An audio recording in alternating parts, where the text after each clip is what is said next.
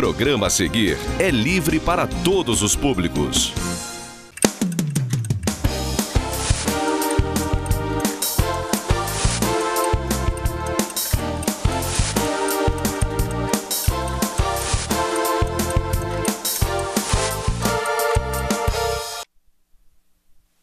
Boa noite, caro telespectador, cara telespectadora. Sexta-feira, 6 de outubro, mais um Pensando entrando na casa de vocês, agradecendo a generosa audiência. Claro, sempre procurando trazer assuntos que eu entendo que seja do interesse da nossa cidade. E quem acompanha o Pensando sabe muito bem que eu tenho o hábito de dividir a nossa cidade em duas. É uma divisão do modesto, né? Muita gente não concorda, mas eu divido. Eu falo que a Nova Friburgo que vem dando certo e a Nova Friburgo que não vem dando certo. A Nova Friburgo que não vem dando certo também está sempre aqui no Pensando, incomoda bastante a todos nós. Mas tem a Nova Friburgo que vem dando certo. E essa Nova Friburgo que vem dando certo, normalmente, ela é realizada, é quem faz a Nova Friburgo que vem dando certo, são pessoas, entidades, são, enfim, personagens friburguenses que certamente nos orgulham pelo trabalho que faz. Merece as nossas homenagens, enfim, merece vir aqui ao programa, não só para eu prestar uma singela, mas justa homenagem, e também servir de exemplo para que outros façam a mesma coisa. E é o que eu vou fazer hoje, essa noite. Eu vou conversar com uma, pelo menos penso eu que hoje, que atualmente é a personagem da história de toda a nossa região, é quem mais conta a nossa história. É pesquisadora, escritora, apresentadora, tem um ótimo programa sobre história, fala sobre a nossa história. E eu penso que ela merece essa homenagem por fazer parte da Nova Friburgo que vem dando certo. Mas antes, aqueles meus recados primeiros, eu começo falando dos nossos queridos aniversariantes. Tem dois deles essa semana na família do Modesto, mais precisamente hoje está aniversariando o sobrinho Patrick do Couto Pacheco. Um abração, Patrick, tudo de bom para você, Patrick. E amanhã será a vez da irmã dele, a Juliana Couto Pacheco da Silva também. Um abração para a Juliana, tudo de bom para o Patrick e para a Juliana pelos seus aniversários. Vamos agora falar dos friburguenses que estão fazendo aniversário também por esses dias. Amanhã é data festiva do Fernando Bonan, grande locutor friburguense, um profissional, tá aqui também, faz parte da Nova Friburgo que vem dando certo. Um abração para o Fernando Bonan. Também será data festiva nesse sábado para uma outra pessoa também que faz parte da Nova Friburgo que vem dando certo, que é a Elizabeth Souza Cruz, a nossa trovadora, presidente da UBT Nova Friburgo. Meus parabéns a Elizabeth. No dia 8, domingo, será a vez da Dilva Maria de Moraes, também trovadora, ex-secretária municipal, uma grande friburguense. Certamente também essa sempre fez por Nova Friburgo, essa sempre fez com Nova Friburgo dar certo. Quarta, dia 11, será a vez do Nelson José da Silva Neto, o grande maestro da nossa centenária das centenárias, a Real e Euterpe Friburguense. Um abração para o Nelsinho, como todos os chamam. E na quinta, dia 2, será a vez do jornalista, que foi colega nosso aqui por bastante tempo e hoje está no UOL, que é o Gustavo Werneck. Um abração para o Gustavo, tudo de bom para você, Gustavo. Muita luz nos seus caminhos. Para Nova Friburgo, em especial para o nosso 4º distrito, Amparo, são 106 anos, mais precisamente dia 10 de outubro, que será comemorado. Foi em 1911 que, através da Lei 1003, Amparo passou a fazer parte de Nova Friburgo. Antes ele fez parte de Bom Jardim. E certamente Amparo é um orgulho para nós friburguenses ter essa comunidade em nosso município. Então, parabéns à Nova Friburgo e a todos os amparenses pelos 106 anos de unificação com Nova Friburgo, que será comemorado no próximo dia 10. Vamos agora falar de utilidade pública. Eu venho falando aqui sobre as eleições na Associação de Moradores do bairro do Córrego Dantas. Será eleita no próximo dia 29 de outubro. A nova diretoria, que é composta de presidente, vice-presidente, primeiro secretário, segundo secretário, primeiro tesoureiro, segundo tesoureiro, diretor cultural e membros do Conselho Fiscal. As inscrições das chapas irão até agora, o próximo dia 10, então está pertinho. Quem quiser se inscrever tem que correr rápido, tá certo? Vamos falar mais ainda nos próximos programas. Falo sempre agora de utilidade pública na nossa APAI.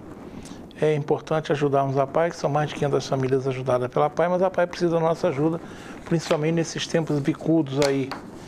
Ajudando a PAI, nós estamos ajudando a Nova Friburgo. Também vai para a telinha aí o disco de denúncia da Polícia Militar, que é o 2523-4590. Eu falo sempre aqui que a Constituição diz que segurança é dever do Estado, mas é obrigação de todos. Então, usando o disco de denúncia, nós estamos cumprindo essa nossa obrigação com a nossa segurança. E também tem o WhatsApp que está na telinha, o WhatsApp do 11º Batalhão, que é o 981-325273. Eu agora deveria falar do disco Iluminação Pública.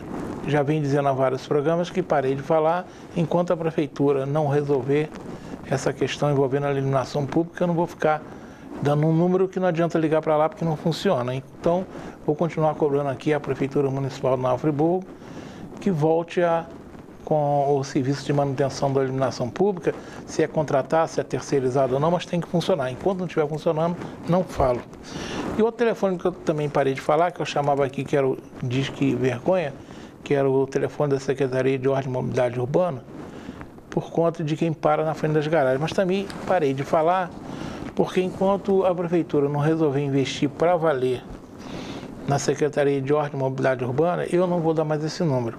Enquanto as nossas calçadas continuarem essa bagunça que elas estão, esse nosso trânsito confuso do jeito que está, que medidas que foram implantadas no governo passado, sem nenhuma explicação, foram retiradas.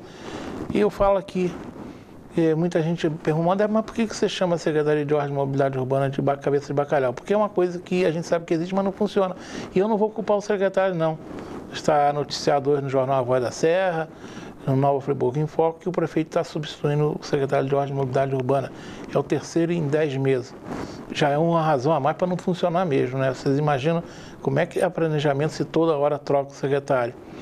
Então eu não vou dizer que a culpa é do secretário, não. Vai sair um, vai entrar outro. Se não der condições de planejamento, de pessoal, de equipamento, de viatura, vai continuar essa mesma ladainha. Troca o técnico, mas o time é ruim e não ganha. Então, eu quero até que fique bem claro, quando eu chamo de cabeça de bacalhau, eu não estou chamando o secretário, não, estou chamando a estrutura da secretaria. Vai trocar o técnico e não vai adiantar nada se não resolver investir. E não é só esse governo que não vem fazendo isso, não. Esse, para mim, está fazendo menos ainda. Mas os outros governos anteriores também não fizeram muito, não. Mas esse, sinceramente, esse nessa área, para mim, é um zero à esquerda.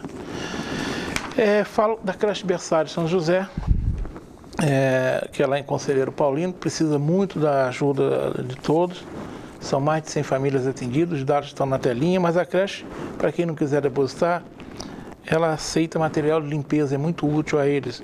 Veja, álcool, desinfetante, sabão de coco, sabão em pó, papel higiênico, lenço umedecido, vassoura, rodo e pano de chão. Quem quiser doar, pode levar na rua José Ernesto Quinucci, número 53, perto do Big Blue.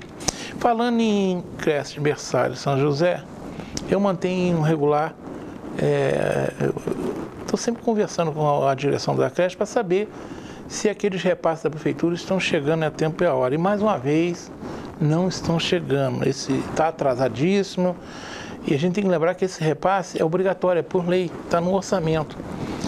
E quando se aperta o município, se diz que está dependendo de entrar dinheiro. Na medida que vai entrando, vai pagando. Aí que vem a seguinte pergunta: qual é o critério? São várias entidades friburguenses que prestam serviço e recebem esse repasse. Qual é o critério da prefeitura para pagar uma na frente da outra? Será que tem algum mecanismo aí, digamos, quem é mais conhecido recebe primeiro, quem é amigo do rei recebe primeiro? Isso aí está meio complicado, hein? Eu vou procurar saber como é que está funcionando esse repasse. Está atrasado, a creche berçário São José não está recebendo e essa ladainha vai continuar aqui. Eu vou querer saber como é que escolha de Sofia é essa, né? Que umas recebem primeiro, outros recebem depois. Se não tem critério político no meio. Bem, a minha reclamação da semana não é minha.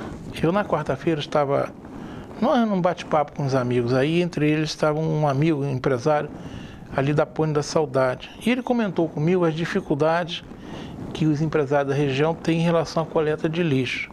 Segundo ele, não existe regularidade, não existe horário nem dia estabelecido. E me pediu para reclamar da situação. Eu disse a ele na hora que a IBMA é considerada uma das melhores concessionárias que atua na nossa cidade, mas também sabemos que mesmo assim ela pode falhar, né? Lamentavelmente a prefeitura, que é o poder concedente, a gente sabe que não fiscaliza concessionária nenhuma, né? E, em verdade, não fiscaliza nada. Então, mas eu procurei ver até que ponto essa informação que ele falou que... Aí ele me disse que foi perguntar ao motorista de um caminhão lá que passou, e o motorista disse a ele que a Ponte da Saudade não tem dias e horário predeterminado, não, depende. Eu falei, será que é isso? Não é possível, né? Entrei no site da IBMA, lá não consta nada, que é um absurdo. A IBMA, como uma prestadora de serviço ao município, divide fazer constar no seu site, consta um monte de informação de propaganda da IBMA, mas essa que é fundamental não está no site, não aparece. Deveria aparecer, a prefeitura deveria obrigar a IBMA a colocar lá a sua agenda de recolhimento de resíduos, dia, horário, enfim, mas não tem. Eu fui para a prefeitura, na prefeitura até consegue, né? Não está muito fácil não, mas se consegue achar um site que eu até baixei. Ele não é nada amigável não, é difícil de achar, mas acha. E tem um local na prefeitura, se você entrar no site da prefeitura, né, no www.pmnf.rj.gov.br, você não bota a Prefeitura Municipal de Nova Friburgo no Google que vai aparecer. Aí lá vai aparecer um local chamado Cidadão, né? E se você clicar em Cidadão, vai aparecer IBMA Rotas de Coleta. Ali aparece uma série de rotas, só que para vocês terem ideia, isso foi publicado em 1º de janeiro de 2014, ou seja, quase 4 anos atrás. Será que isso está, digamos, atualizado? Não tenho a mínima ideia. E lá consta que na Ponte da Saudade a coleta tem dia sim. Está escrito aqui, a coleta seria feita de terça, quinta, sexta e sábado, coleta noturna. Esse é um problema provavelmente para os empresários, né? Porque ela é à noite, se os empresários não sabem disso, não botam, né? E fica com lixo lá. Mas está, pelo menos nesse site da prefeitura, consta que a coleta na Ponte da Saudade é feita às terças, quintas, sextas e sábado, noturno, não diz o horário não. Mas é muito pouca informação, é impressionante a falta de capacidade do poder público de informar. Às vezes fazem muito de propaganda na televisão desnecessária, mas serviço de utilidade pública não tem. E a IBMA, pelo amor de Deus, a IBMA está pisando na bola também. Mas eu quero dizer esse amigo telespectador que tem sim, pelo menos, não sei se está atualizado, né? 4 anos atrás. Mas vamos lá, vamos falar da parte que eu gosto muito, que é falar da Nova Friburgo que vem dando certo. E nessa Nova Friburgo que vem dando certo, quando eu disse a vocês, nós temos eu sei que ela é professora, ela é escritora, ela é apresentadora, é historiadora e deve fazer mais alguma coisa, ela é multitarefa ela. E vem fazendo um trabalho brilhante em relação à história, não só de Nova Friburgo, mas de toda a região. E por isso que ela é uma friburguense que vem dando certo. Estou falando de Janaína Botelho, a quem eu agradeço a presença e dou meu cordial boa noite, Janaína. Boa noite, um prazer enorme estar aqui no seu programa. Já fui entrevistada antes, né? Já. Há uns anos atrás. E é muito bom, assim, eu gosto muito da maneira como você conduz o seu programa. Eu assisto, assim, quando posso também o seu programa. Gosto muito como eu disse, dessa condução que você faz do entrevistado, que a gente fica muito à vontade, um bate-papo, né? Muito bom. E é sempre muito bom falar de história, né? Ah, sempre é. Da história de Friburgo. Eu sempre falo... Da região, né? Da região. Você vai longe, né? Você está acompanhando, cadê ele? É o Paulinho o nome dele, né? É Paulo. Ah, o Paulo. Paulo está aí. Paulo, obrigado por você estar junto com a gente, tá ok? Eu sempre falo, o Salvador que me colocou, você conhece bem o Salvador me colocou aqui, o Salvador, eu sou engenheiro. Não, você vai fazer o programa. Eu estou aí 800 e poucos programas, fazendo do meu jeito, né? Quem sabe bem, faz bem, né? Eu, com os outros, eu vou levando, né? Pelo menos procuro não atrapalhar muito o entrevistado, né?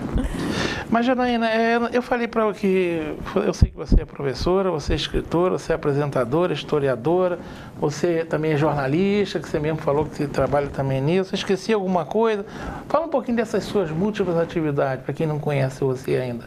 No fundo, elas estão até um pouco relacionadas, porque todas estão, assim, em torno da questão da história, né? No caso, professora, eu dou aula, assim, de história do direito, Geral e Direito Brasileiro na Cândido Mendes e também, nos últimos anos, História da Alimentação, que é bem interessante no curso de Gastronomia, também da Cândido Mendes. E depois eu comecei a trabalhar, escrevo para a Voz da Serra, né? Tem a coluna História e Memória, que já tem 8 anos, essa coluna. Na verdade, escrevi um livro, né? Porque os outros 2 são publicações de artigos que hoje em dia não faz mais sentido, né? Porque desde o momento que a Voz da Serra ficou online, você tem acesso aos artigos. Antigamente a gente imprimia, fazia o livro impresso dos artigos. Hoje não tem mais sentido. Então, na verdade, eu escrevi só um livro, no caso sobre o final do século XIX aqui em Friburgo. Um livro, por sinal, muito interessante, né? É um livro que ele tem assim um mecanismo que o que eu acho interessante foi o mergulho que eu fiz nos jornais da época durante 10 anos, o jornal friburguense, e eu tirei o dia a dia da cidade em cima do que dizia o jornal. Você chamou de Belle Époque, não foi? É uma época de ouro de Friburgo. Com certeza. Foi através do seu livro que eu descobri que hoje eu acabei de falar aqui em Cabeça de Bacalhau, né? Que os presos naquela época eram alimentados com bacalhau. Né? Isso é verdade. Hoje a gente fala, quando eu falei isso porque eu tinha lido isso no livro, não é possível. Eu falei, não, Janaína, sabe onde tirou isso. Tem lá, até uma licitação no friburguense para comida dos presos. Mas o bacalhau tem aquela expressão, para quem é bacalhau basta, né? É verdade. Porque, ou seja, um Zé Ninguém, bacalhau basta, ou seja, significa que era um alimento barato, né? Isso. Barato mesmo. Hoje é bem carinho. E como? É um livro muito saboroso, né? Nós estamos falando de bacalhau, aquele livro seu é um livro saboroso. Engraçado que eu tenho esse livro, eu já emprestei umas 3 vezes, eu vou atrás, né? Os 3 gostaram, mas se vocês gostaram, vão e compram, né? Porque eu estou te até atrapalhando, né? Que tinha o Bremar te mandado comprar, mas eles pedem para ler, já viu, né? Mas é isso, é um mergulho assim no dia a dia, né? Que eu até falo, o cotidiano de Nova Friburgo é um mergulho no dia a dia da cidade através da leitura de um jornal, né? Como é que o jornal dizia naquela época, quem eram as pessoas, os atores, o que acontecia na vida social, né? Ele foi baseado no jornal. Aí você pode dizer assim, mas jornal não é uma fonte de credibilidade, até porque os jornais da época, em termos de política, eles eram partidários. Partidário mesmo. E, inclusive, se escrevia no próprio jornal o partido. Mas como eu trabalhei com o dia a dia, com o cotidiano, eu não trabalhei com política, apesar de fazer uma menção muito rápida, mas muito superficial, eu trabalhei mesmo com o dia a dia da cidade, o que acontecia, quem eram esses personagens da cidade. Então, eu acho que o jornal é uma fonte bem interessante, né? Você está fazendo um ótimo trabalho também na televisão com o seu programa de televisão, né? Pois é, acabou virando um desdobramento, né, do material que eu já faço de pesquisa, eu coloquei em audiovisual. E aí foi o valor, né, foi a questão da oralidade. Eu comecei a trabalhar assim com entrevistas e trabalhar com a memória e, né, hoje em dia muitas pessoas até que eu já entrevistei faleceram e eu estou tentando resgatar essa coisa da memória oral em Friburgo através dos programas, né? E é outro trabalho. Quem não assistiu ainda, vale a pena assistir na Luau, o programa que a Janaína faz, é muito interessante. E eu ainda estava vendo um programa que você fez recente com a família Cardinona, que você vai, né? A pessoa não responde, você vai, mexe um pouquinho mais, me dá mais um pouquinho que eu quero mais, né? É interessante. Sempre quando tem encontros de famílias, né? Sempre que eu posso, eu vou. Agora teve Hertal, você foi não? Eu já fiz o Hertal. Não, o encontro eu não fiz, não. Fizeram agora recente, o encontro do Hertal. Eu, assim, não fui, assim, por questão mesmo de tempo. Mas você falou Hertal, eu fiz com o Aloysio Hertal, que é o maior produtor de café do estado do Rio de Janeiro. E muito interessante. Olha, foi um dos programas mais ricos que eu já fiz, porque entrevistar hoje o filho dele, o Miguel Hertal, falando sobre a questão do café, da mão de obra, desse problema, né, que hoje em dia tem, o que ele chama de café da montanha, que o nosso café da montanha, em concorrer com o café de São Paulo, de Minas, é como, acho que, escutar um fazendeiro do final do século XIX. É muito interessante a fala dele. Então, eu fiz o programa com a família Hertal. Como eu disse, eles têm 3 milhões de pés de café, são os maiores produtores de café do estado do Rio, mas é um ciclo que vai acabar. Ele mesmo já diz. Não tem condições mais de concorrer. Por conta da mecanização. Ah, né? Sim. Nosso café é café de morro, né? O café de morro, eles têm aquela técnica lá, aquelas maquininhas que trepidam. Você pega essas terras mais planas aí, que as máquinas acabaram mesmo. Não consegue concorrer. E ainda mais a nível de exportação, porque eles são exportadores. Ele disse que hoje em dia, geralmente, o café está sendo produzido em países muito pobres, com mão de obra semi-escrava. Semi-escrava. Então, a concorrência está muito difícil. Então, o Rio de Janeiro vai perder essa questão da produção do café também. Mas a fala dele me lembra muito a fala dos fazendeiros com essa desorganização do trabalho por conta do fim da escravidão. Isso que eu achei bem interessante. Né? É um programa que ainda vai ao ar, né, no dia 22. Mas hoje em dia, às vezes, a gente vê que a gente está falando do século XIX, mas se você pegar algumas entrevistas ainda recentes, os problemas são problemas assim de 200 mais de 100 anos atrás. Né? Agora, você falou, você dá aula, é engraçado, né?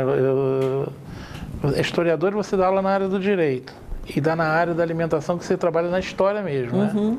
Você é apresentadora, você faz trabalho de uma entrevista, né? Você apresenta entrevista, escreve. Algum deles você prefere? Você se sente mais à vontade numa dessas suas 1001 facetas? Hoje em dia, assim, eu gosto muito de produzir, né? De produzir os programas, né? Você senta na edição, você fica junto? Eu que decupo as imagens. Você faz a decupagem? Eu que faço a decupagem das imagens. O roteiro eu que faço. Na verdade, eu faço tudo, assim. Eu só deixo para a pós-produção final, que é feita pelo Henrique lá, ele que arruma, porque eu sei muito pouco de edição. Fiz umas aulinhas rápidas lá, porque a decupagem é fundamental, a imagem certa, porque, na verdade, eu tenho que trabalhar com texto, né? A imagem é como se fosse um texto. Eu faço a decupagem de acordo com a narrativa que eu vou dar no programa. Então, tem que ser eu mesma para fazer essa parte. Aí fiz cursinho rápido, não é curso, um aprendizado rápido de edição. E eu faço tudo no programa. Eu adoro fazer isso. Mas você, eu gosto muito de fazer. Escrever. A gente fica imaginando, hoje foi onde saiu a sua coluna, né? Essa coluna muito interessante, eu até falei com você, sobre o Engenho Central lá, que foi uma das potências, né, na produção de açúcar. Uma história muito interessante. Muito interessante. Né? A gente sabe que escrever, muita gente acha que escrever, sentou num computador, vai embora. Não é bem assim, né? É trabalhoso, né? Tem uma série de dificuldades. Então você escreve, você mesmo faz o seu programa, você dá aula, mas você não me respondeu. Qual é que você prefere ou não tem preferência? Você manda bem em todos, você se sente satisfeito? Só da aula que eu acho que está um pouquinho cansativo para mim. Hoje em dia, assim, é uma coisa que eu cansei. Essa coisa de sala de aula é uma coisa que eu cansei. Mas você não só dá aula, pelo menos a gente vê nas fotos aí de formando, já, você também, de certa forma, você participa também da coordenação? Não participo não. Né? Só está junto das fotos mesmo. Não estou assim... Hoje, assim, a parte acadêmica de faculdades, eu estou assim, bem afastada. Né? Mas, realmente, de todas, assim, o que eu mais cansei mesmo foi sala de aula. Até por causa da relação com o aluno, né? Às vezes eu sou muito chatinha, assim, eu preparo uma aula, eu penso na aula, eu vejo o que eu vou falar. Apesar de você estar sempre, basicamente, nesse mesmo tema, mas eu estou sempre preparando a aula. E é chato quando a gente prepara uma aula, sabe? Chega lá, um aluno com celular, sabe? Na tua frente, um desinteresse. Você dá aula para curso superior. Mas fica se imaginando que quem faz um curso superior deveria estar preocupado, né, no aprendizado, porque o mercado de trabalho vai exigir dele, né? Isso que você está falando, eu conheço outros professores também reclamando. O desinteresse de muitos alunos. O camarada que trabalha, ele vai à noite para uma... Eu não sei se você dá aula à noite, né? É à noite. A pessoa vai à noite. Quem vai à noite tem que aproveitar mais ainda quem, né? Porque esse está procurando por uma profissão. Será que ele acha que depois o mercado de trabalho vai ser bonzinho com ele? Não vai ser, não. Não é não. Você não adianta sair com, como diz o outro, com canudo debaixo do braço, ou na área do direito, até conseguir sua carteira da OAB. Se ele não for muito bem preparado, ele vai ficar aí perdido no mercado. Isso, às vezes, você está falando, eu conheço gente, inclusive, da sua universidade, que faz esse tipo de reclamação. O aluno chega à noite, senta e, em vez de se preocupar em aprender, fica lá no celular o tempo todo. Isso é geral. Todo mundo, todas as universidades, todos os espaços, uma falta de respeito absoluta. Se for para isso, fica em casa então de uma vez, né? Já está na hora do intervalo, já, né?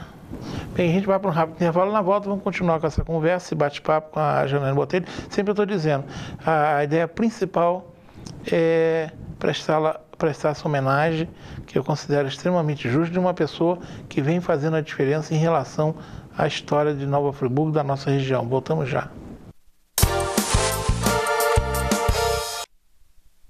Somos feitos de médicos, enfermeiros, somos pacientes e impacientes, nascimentos e curas, somos família e somos equipe, somos encontros, somos procura, buscamos respostas, somos perguntas, somos máquinas e diagnósticos, sorrisos e lágrimas, somos descobertas e certezas, somos a força e somos a vida.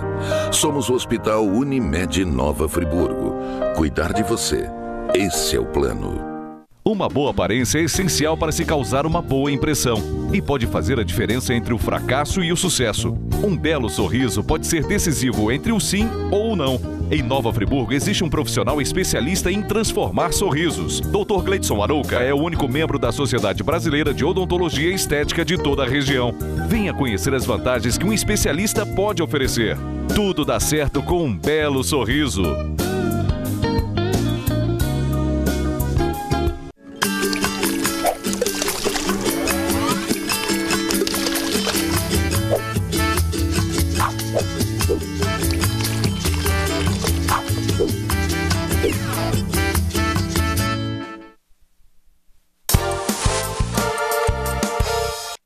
Estamos retornando, conversando hoje com Janaína Botelho, para falar um pouco sobre o trabalho que ela faz.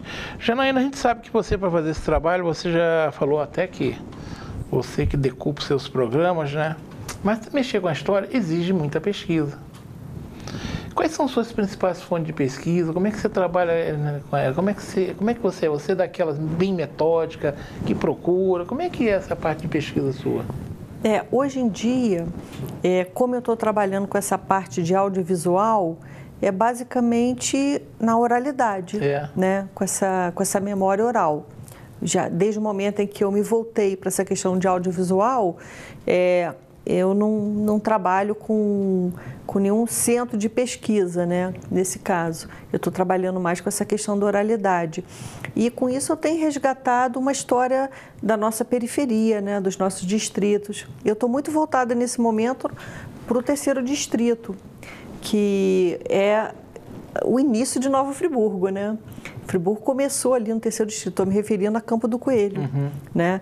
Ali, Modesto, eu descobri uma fazenda. Você imagina que Friburgo tem uma casa-sede de fazenda do final do século XVIII?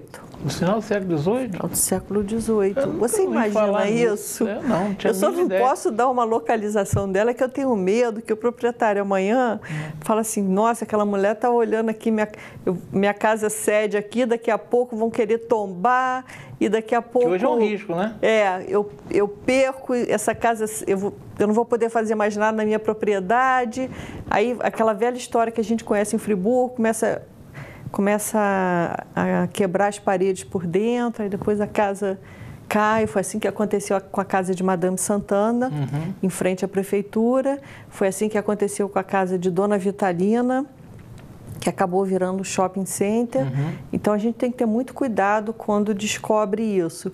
E eu descobri uma casa-sede de fazenda de final do século XVIII, com comprovação de que realmente é uma casa desse período. Porque o início de Friburgo foi nessa região. né? Porque a entrada de Friburgo era por ali. É engraçado, você está falando uma coisa, eu sempre imaginei que a entrada de Friburgo fosse serra, subir o morro acima, né? E a gente sabia que antes dos suíços chegarem aqui tinha, isso aqui era caminho, né? Mas eu nunca imaginei que tivesse na parte do terceiro distrito essa importância, não. É, porque quando for, no final do século XVIII, quando foram distribuídas as Seis Marias, por conta dessa ocupação da Norte Fluminense, que foi feito via Minas Gerais, foram distribuídas Seis Marias na nossa região, que eram os sertões do Macacu, né? Aí depois virou Cantagalo, a partir do momento da descoberta daquele ouro de aluvião, virou Cantagalo, e aí em 1820 desmembra essa parte, que passou a ser Nova Friburgo. A entrada de Friburgo era pela Serra da Boa Vista, via Fazenda São Lourenço, que é hoje a localidade de São Lourenço, né? Você subia a serra por ali. É, por ali, quer dizer, em vez de subir para cá, vai passar por lá. Não, era por ali, a entrada era por ali. Quando você chegava à serra, você via, a gente tem uma litografia, né? Uma foto de tropeiro subindo a serra e vendo os Três Picos. Essa litografia do Steinman, se eu não me engano, de início do século XIX, era a entrada de Friburgo. E agora, há pouco tempo, eu descobri uma outra, que eles chamam de Trilha dos Escravos, que vai pela Fazenda Campestre. Tem que entrar dentro da Fazenda Campestre. Aí eu tive até esse final de semana lá, até conversando, eu nem sabia, era o pai do Márcio Damasio, que é vereador. Ah, sim, do Márcio. É, o pai dele. Não é o irmão, não, o pai. O pai do Márcio. Eu esqueci até o nome dele. E eu fui confirmar, porque ele é administrador da Fazenda Campestre. Eu falei, é verdade que tem essa rota aqui, que chama de Caminho dos Escravos? Ele tem sim e tal. E, então é mais mas não era uma rota de tropa de mulas, não, porque pelo que ele descreve, e eu já tinha ouvido falar, ele é muito íngreme, tem muita pedra, então você levar cargas ali, né, com mercadorias, corre o risco de perder, da mula cair, mas era um lugar de passagem também. Possivelmente até de tráfico, né, do ouro, né? Isso. Por isso que os sertões eram impedidos de se entrar via Minas Gerais nessa região. Então, essa descoberta, você perguntou, o que você está trabalhando? Eu estou trabalhando muito em campo, não estou trabalhando com documentação, não. Hoje você realmente foi ver, foi mesmo? Eu estou quase que... até um amigo meu falou, você está fazendo um trabalho arqueológico. É quase que isso.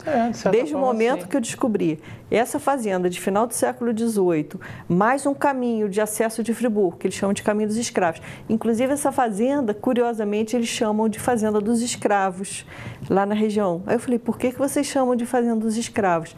Aí eu consegui entrevistar uma das pessoas que morou nessa casa sede, e ele falou, quando eu morei lá, tinha umas bolas enormes de ferro, com correntes, na parte de baixo da casa... Ficava as senzalas normalmente?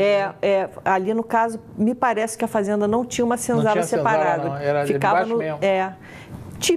Típico da nossa região, né?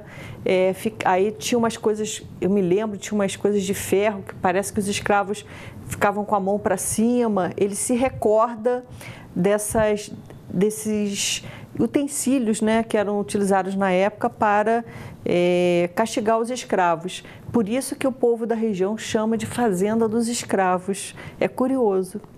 Agora você está falando que você está indo muito para a pesquisa, mas como você de campo. Como é que você normalmente faz, por exemplo, você não sai, por exemplo, assim, né, de orelhada, né? Hoje eu vou para lá. Primeiro, como é que você... Eu pego a pessoa da região. Isso aí que eu ia perguntar, como é que você pega e normalmente como é que é a receptividade dessas pessoas, né? Que às vezes as pessoas não querem falar, você mesmo disse isso aí, o risco de falar demais e nego pegar a fazenda dele e... não posso dizer, quando eu fiz essa descoberta, eu falei assim, eu não vou botar, eu teria assim... Fala assim, olha o que eu descobri, eu podia usar a rede social, usar meu programa, usar o jornal que eu escrevo. Eu falei, não. Você ia matar a tua fonte? Não é matar minha fonte, não. Eu posso provocar a destruição dessa casa-sede. Né? O que eu tenho que fazer? Eu tenho que pensar, eu sei quem é o proprietário, eu tenho que procurar o proprietário, conversar com ele. Ele não sabe, com certeza, o valor dessa casa. A preciosidade que ele tem. Ele não sabe, até porque eu sondei quem era o proprietário é uma pessoa muito rude, né? Que ele não tem noção, né? O que ele tem. Agora, você é bem recebido normalmente onde você vai? Por exemplo, você escolheu, vou falar com família tal, né? De repente a família não te conhece. A recepção costuma ser, digamos, afável, amigável, como é que é? Não, eu só consigo quando eu procuro a pessoa, a minhoca da terra. Né? Tem que ir com a minhoca da terra. O que você chama de minhoca da terra? Tem que ir com a pessoa da região, que conhece todo mundo. Você pega alguém que conhece e ele vai ser o seu porta-voz. Tem acesso, aí eu já chego na casa das pessoas, as pessoas abrem suas vidas, suas fotos. Eu, por exemplo, essa eu posso falar, eu fui na casa que era a antiga fazenda Córrego Grande, da família Mendes, né? Porque a família Mendes tinha muitos imóveis lá no terceiro distrito. Né? Teve até o barracão dos Mendes está lá, né? Aí eu fui na casa da proprietária, da casa sede também. Você sabe quantas casas sedes de fazenda tem no terceiro distrito? Tem esse da fazenda Córrego Grande, que é mais ou menos de 1820. Aí eu consegui entrar na casa dela, Modesto. Ela abriu uma caixa de fotografia que eu fiquei louca. Fotos do século XIX, de toda aquela parentela dela, porque ali misturou os Mendes, os Barbudo, os Veiga, enfim, era uma elite mesmo da época. E você vê pelas fotografias, né? Porque não é qualquer um que podia tirar uma fotografia no século XIX. Era muito caro, né? No século XIX Modesto, era coisa para Dom Pedro II, Fiquei louca com as fotos dela. Aí ela me autorizou a tirar do meu celular, né? Tirei ali rapidinho algumas fotos, porque tinha muita coisa. Aí descobri, né? Aí eu vi que existia uma elite latifundiária naquela região. Então tem a casa-sede dela, que é de 1820, na fazenda, onde é a Nega Fulô, né? A Fazenda Soledade. Fazenda Soledade. A casa-sede ainda está lá, mais ou menos desse período, 1820. E tem a Fazenda Patrocínio, que hoje mora o Márcio Damásio, irmão do vereador. É uma casa-sede também de fazenda, que era da antiga Fazenda Patrocínio. Agora, olha só, já falei 3 casas-sede. Ninguém imagina, sinceramente, você me falando uma coisa que eu nunca parei.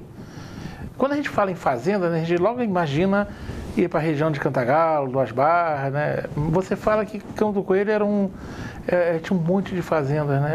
Eu acho que isso é uma novidade para muita gente, né? Porque tem muito historiador que coloca, isso também é uma coisa que eu descobri agora, muitos historiadores colocam Nova Friburgo como uma estrutura agrária baseado na pequena propriedade. E não era, né?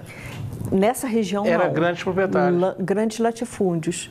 Né? A gente talvez por isso que esses censos lá de 1850 mostra que a população de escravos em Friburgo era muito grande. Sim, chegou a ser metade da população. Metade da população, chegou né? a ser. Então, em meados do século XIX era metade da população. Então, agora, porque eu fiquei me perguntando, como é que tinha... eu tomei conhecimento, mas onde que tinha tanto escravo? Que aqui em Friburgo, tá bom que os suíços, vou te dizer onde tinha. Porque Friburgo perdeu muito território, né? Perdeu São José do Ribeirão, que passou a pertencer... Você falou agora de Amparo, né? Foi e voltou, né? Foi e voltou, né? Pertencia a Friburgo, depois passou, quando São José do Ribeirão passou a pertencer a Bom Jardim, perdemos Amparo e depois retomou em 1911. Então, São José do Ribeirão tinha uma população escrava significativa. Nossa Senhora da Conceição do Paquequé, que hoje é Sumidouro, também tinha um bom plantel de escravos, e a própria Vila São João Batista, que é o nosso centro aqui, também tinha. E Sebastiana, que são as terras frias, hoje o terceiro distrito, também tinha, em menor número, porque lá a estrutura, o que acontece? Essa região ela ficou à margem daquela economia cafeeira, por causa do clima ali, que é muito frio. Isso. Antigamente chamavam terras frias, né? Terras frias. Depois mudou para esse nome bem feio, Campo do Coelho. Até hoje ainda se fala lá, quando você vai ali, depois que você sobe o Campo do Coelho, ali à direita, desce ali, o pessoal ainda chama aquilo ali de terras frias. E é frio mesmo. É frio, sim. É um dos lugares mais frios. Agora, você faz esse trabalho muito sozinho, você tem pessoas que te ajudam, como é que é isso? Até já descobri que você edita, né? Mais ou menos, mas edita. Faço minha... Mas você costuma ter alguém que te auxilie nesse trabalho de pesquisa? Você vai... sim. Por exemplo, eu Aí a gente está falando do terceiro distrito, que é onde eu estou trabalhando lá. Mas estou falando de gente que trabalha mesmo, pessoas que você conta com auxílio, né? Conto, o terceiro distrito, o que eu fiz? Fui procurar o antigo secretário de Agricultura, o Selmo Santos. Falei, Selmo, eu já tinha feito até um trabalho uma vez com ele sobre associativismo, um documentário que a gente fez juntos, e eu vi que as pessoas gostam muito dele nessa região, né? Todo mundo gosta muito dele e tal. Aí, quando eu resolvi fazer esse trabalho de história, eu falei, Selmo, me ajuda aí, porque eu preciso voltar lá, conversar com alguns agricultores, fazer algumas entrevistas, e ele me deu esse acesso, né? Inclusive, foi ele que me levou nessa fazenda, que eu falei, Selmo, existe uma fazenda de final do século XVIII nessa região. Dei alguns dados para ele falou assim, acho que eu sei qual é. Aí me levou até lá. E estava Mas assim, digamos, no seu trabalho, digamos, braçal, entre aspas, você tem, por exemplo, um auxiliar que te auxilia em pesquisa? Não tem. Não, é você solitária? Trabalho sozinho. Né? Quer dizer que você, quando vai para essa, você pega só um cinegrafista e vai embora? Isso mesmo. Pego o cinegrafista, né? Agora, por exemplo, vou fazer um trabalho em Sumidouro, sobre a linha do trem, né? Aí eu procurei Marcelo, né? Marcelo, que é do Promemória de lá. Que é muito interessante, que eu falei com você, né? O Facebook, o teu trabalho. É engraçado, né? Eu diria que é um trabalho bem dinâmico, interessante. Minha irmã que me conduziu a esse trabalho que é feito, não sabia nem que o nome dele era Marcelo, mas é muita história. Muito bom. A parte, por exemplo, inclusive de ferrovia, tem bastante... Marcelo que... Aí eu vou assumir Douro, eu falo com o Marcelo. Porque eu, por exemplo, já tentei fazer um trabalho sem levar, como eu falo, a minhoca da terra, me dei mal. Eu fui em São José do Ribeirão, porque eu queria saber aonde ficava a casa da família Tardem, né? Tardim, como fala, que encontraram urnas funerárias de índios, cemitério, com urnas funerárias. Olha, ninguém me dava informação, ninguém falava nada, perguntava a todo mundo desconfiado, não sei o quê. Voltei de lá sem nada. Ou seja, você descobriu que você não pode ser a minhoca da terra. Não, aí eu falei, ninguém me dizia assim, onde é que fica a casa dos Tardã? Porque eu queria fazer uma entrevista, porque descobriram no quintal dessa família um cemitério com urnas funerárias indígenas. Já foram recolhidas a maior parte e eu não sei qual universidade que fez esse trabalho, e fecharam, mas acho que não concluíram. Mas eu queria saber dessa história. Olha, ninguém me dizia nada ali. Ninguém me dava uma dica, ninguém falava nada, as pessoas fechadas. E você voltou depois lá com alguém? Não, ainda não tive tempo, ainda vou voltar lá com alguém. Mas por isso que eu falei, não adianta você chegar com um carro, uma câmera, porque se você não levar a pessoa da área, você não consegue nada. Você falou, a gente está falando muito de pessoas, de família, né? Nós temos aqui na nossa região entidades centenárias, né? Acabei de falar da Real Euterpe Friburguense, nós temos aí a Campesina, nós temos o Círculo Italiano, né? A própria maçonaria, nós temos muita entidade antiga. Você já fez algum trabalho com essas entidades? Já fiz com a maçonaria. Né? Que eles têm uma história muito antiga, né? Sim, a maçonaria fiz, mas a maçonaria é muito fechada, né? Não abre muito, não. As perguntas que eu fiz, porque a gente sabe que a maçonaria tinha problema com a Igreja Católica, a gente sabe que a maçonaria coordenou esse processo de abolição da escravidão. Mas quando eu entrevistei o responsável, né, porque tem que ter uma pessoa autorizada para falar com a maçonaria, eu senti uma roda meio presa ali, né? Bem presa. Até, inclusive, ele falou assim, tem uma revelação a fazer, mas não podemos fazer no momento, que sobre a história, não sei se foi alguma coisa ligada à República, mas não fala, né?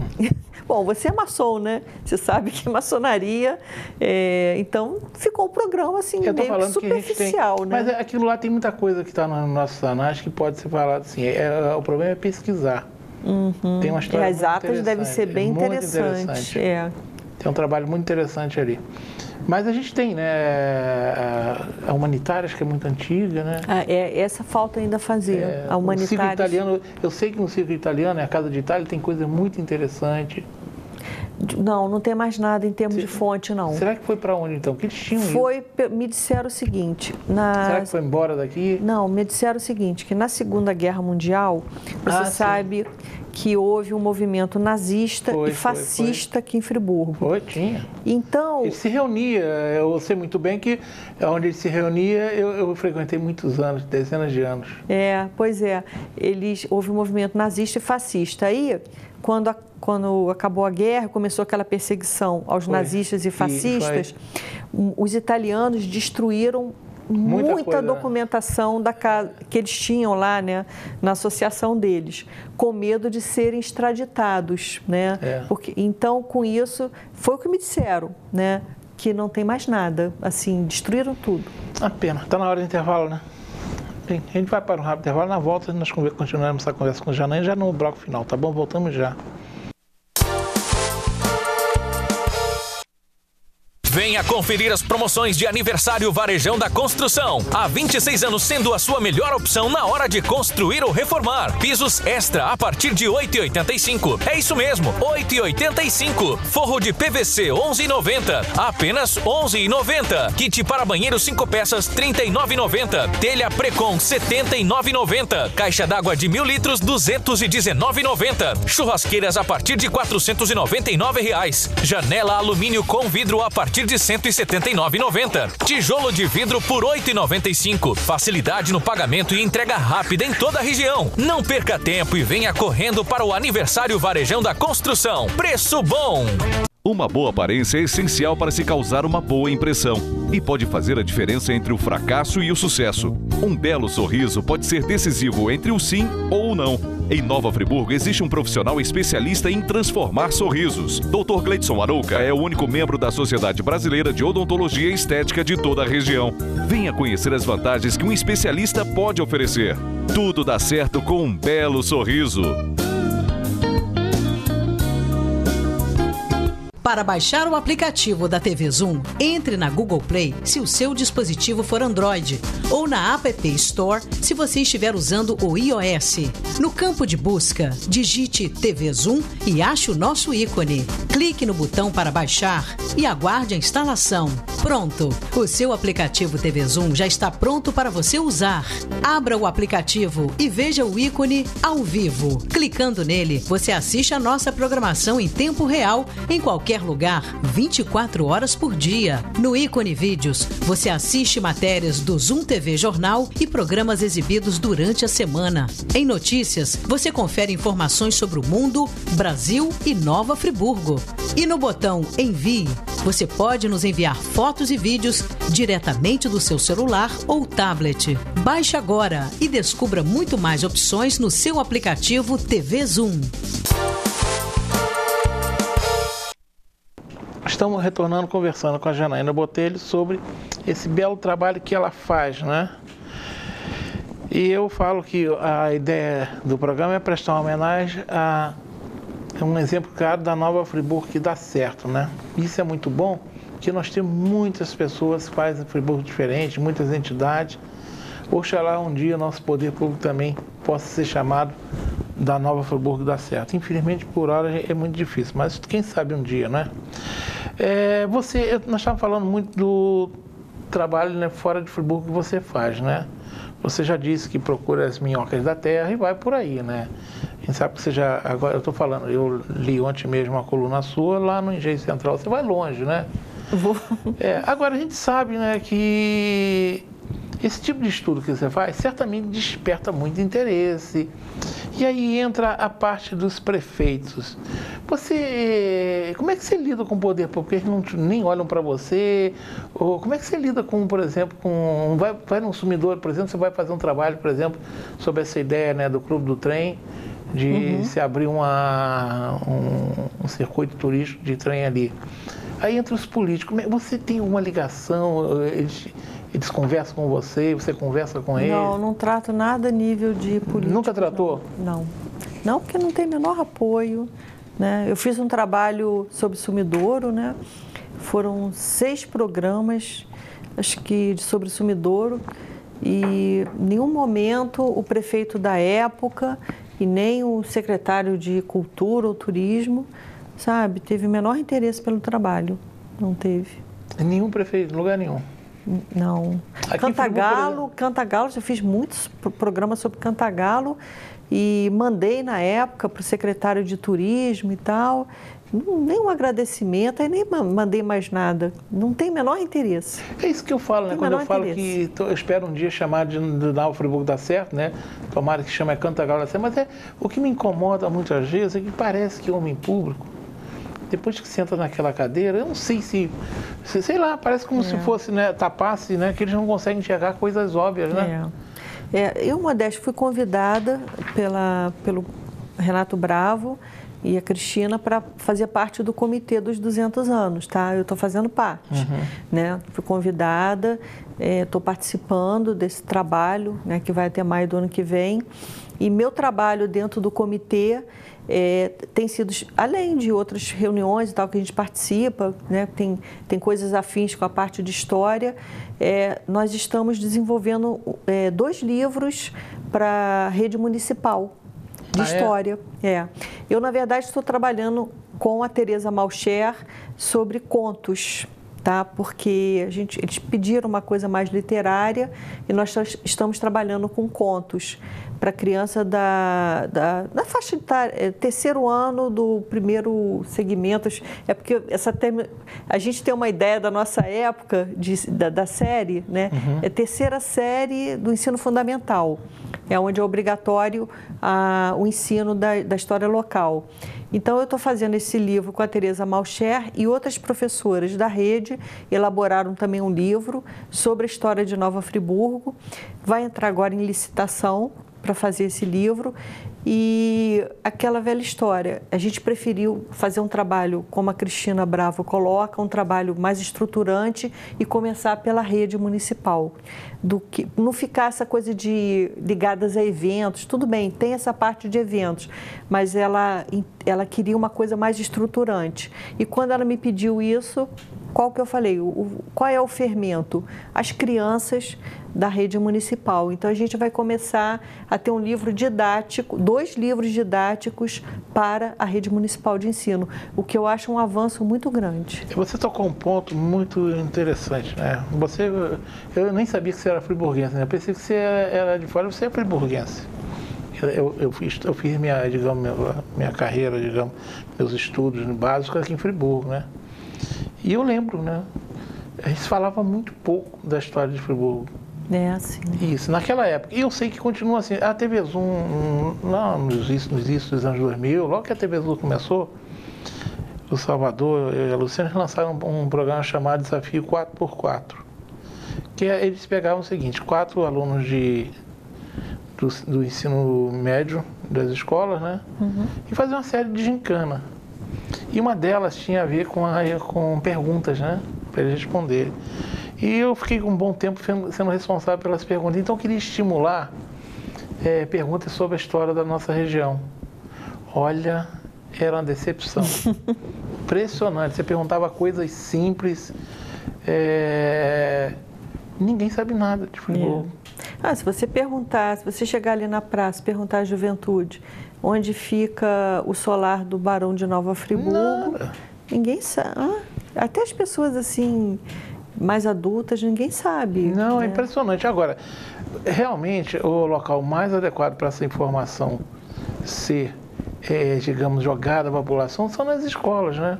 Tem que ser nas escolas. Né? Tem que ser. Despertar o interesse. Né? Aí tem muita coisa assim. Você está falando um exemplo, né? Eu sempre falo, o que me motivou a fazer engenharia foi que na época do estadual, isso nos anos 60, nós tínhamos vários professores da Fundação Getúlio Vargas que davam aula lá no colégio, né? Aquela época, questão de revolução, eles tinham aquela cabeça, né? Não, eu vou dar aula, porque... E a gente acabava ganhando com isso. Eu tive um professor de física que me estimulou, porque ele fazia o seguinte, ele pegava a turma, então ele ia falar de um conceito físico, e te levava para a rua para te mostrar os exemplos. Aí não ficava aquela coisa, mas o que é velocidade? Onde é que eu vou velocidade? Entra no meu carro, você está vendo o velocímetro, isso aqui, quer dizer, aí você na prática, então a história mesmo, você imagina levar isso para a rua para mostrar onde é. Chegar ali na Praça de Getúlio Vargas, aqui ó, já foi residência um dos homens mais ricos do Brasil. Não é? Não, esse livro, a proposta, né, é justamente... Eu acho legal fazer isso. Essa sensibilização sobre a história. É obrigatório, né, em termos dos parâmetros curriculares, é obrigatório, mas as professoras não tinham material. Não, tem que ter. Você não der a mínima condição didática para elas, não vão fazer, né? Você pega, né? Quem foi Demerval Barbosa Moreira? Pois é. E se tudo der certo, né, a licitação, tem que fazer a licitação e tal, se tudo der certo, ano que vem a rede pública municipal vão ter 2 livros sobre a história de Friburgo. Uma que é um livro assim mais que a criança interage mais, trabalha, faz exercícios, e o outro um livro de contos. Legal, porque o conto tem essa vantagem, ele é mais lúdico, né? As pessoas acabam se assimilando melhor. E a Tereza é ótima. Não sei se você conhece a Tereza Malcher. Não. Ela é presidente da Academia Friburguense de Letras, porque eu não tenho a menor condição de escrever um livro para criança. Quando a Cristina me pediu. Aí eu chamei a Tereza, eu dou os subsídios históricos e ela bota aquela varinha mágica dela, que ela sabe contar muito bem história para criança. Certamente é mais uma dessas da Nova Friburgo dá certo, né? Tereza. Legal. Vamos lá, nós já estamos chegando no final, está acabando o nosso tempo. Nosso bate-papo está acabando. Vamos falar um pouquinho de futuro. Projetos imediatos, você falou, você está com esse livro, né, no Friburgo 200 anos, né? O que mais você imagina que nos próximos 6 meses, um ano, você estará fazendo em termos desse seu trabalho? Alguma coisa diferente? Né? Não, dá continuidade. Enquanto a gente tem fôlego, né? Dá continuidade ao trabalho, né? Isso. Esse programa sobre televisão, que é muito bom, eu recomendo que vocês assistam, entre lá na Luau. É um dos programas que realmente eu faço questão de assistir. Hoje é fácil de assistir, né? Porque eles repetem, estão lá no streaming. Tá? A sua coluna Voz da Serra também é muito saborosa. Eu escrevo para uma maneira que as pessoas gostem, né? É fácil aquela de entender. coisa, eu não tenho aquele traço acadêmico. Se você for por esse caminho, fica aquela coisa Mas é por isso chata, que eu acho que ela é gostosa, é saborosa por isso, né? É um prato gostoso. Que você se informa. Agora, na sua cabeça, você tem algum sonho que você imagina, um sonho no futuro? Aquilo que você passa pela tua cabeça de vez em quando, você fala, puxa vida, um dia eu vou fazer isso? Não, meu sonho no futuro é a preservação do que ainda sobrou do patrimônio histórico de Friburgo. Como eu falei, essa casa-sede aí de final do século XVIII, meu sonho é que um dia alguém comprasse essa ideia, sei lá, e transformasse aquilo ali num setor... Sabe qual era o meu sonho mesmo? Não é nem ligado a Friburgo, é essa região norte fluminense, que nós temos fazendas incríveis. A gente poderia estar explorando mais esse turismo rural também em Friburgo. Eu falei de casa-sede, no Alto do Schwenk também, tem uma casa-sede lá de início do século XIX, onde mora a família Schwenk. Então, a gente criar esse circuito turístico histórico dentro da cidade, lá no terceiro distrito, né? Como eu falei, tem 4 casas-sedes, uma do final do século XVIII e 3 do início do século XIX, e também nessa região norte fluminense. Porque, olha só, você é de Sumidouro. Sumidouro tem mais de 24 fazendas. Aí são casas-sedes bem mais bonitas, né? E imagina essa região de Cantagalo, né? Nós temos a Fazenda do Gavião, que é famosa nós temos a demais. Fazenda Areias, que todas do Barão de Nova Friburgo.